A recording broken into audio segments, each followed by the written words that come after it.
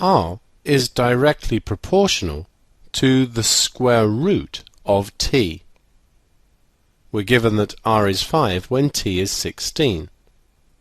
We want to find a formula connecting r and t. r is directly proportional to the square root of t.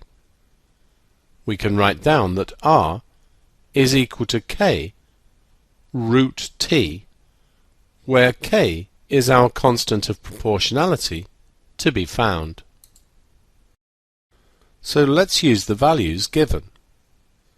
r is 5 when t is 16. The square root of 16 is 4, so 5 is equal to 4 times k. Dividing both sides by 4 gives us that k is 5 over 4, which is 1.25 as a decimal.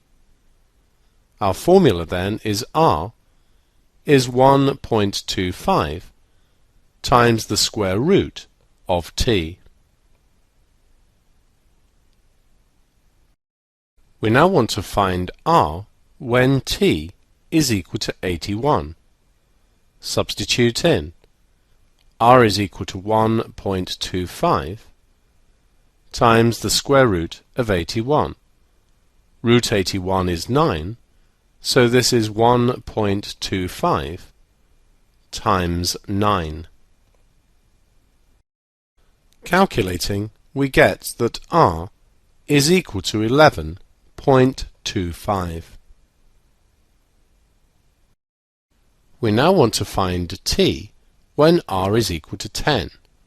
Substitute in, and we get 10 is equal to 1.25 times the square root of t. Dividing both sides by 1.25 gives 10 over 1.25 is root t. 8 is equal to root t. We could write this as root t equals 8, since if the things are equal, the order doesn't matter, and most people feel more comfortable with the letter on the left. If we square both sides, squaring the square root of t gives us t, and squaring 8 gives us 64.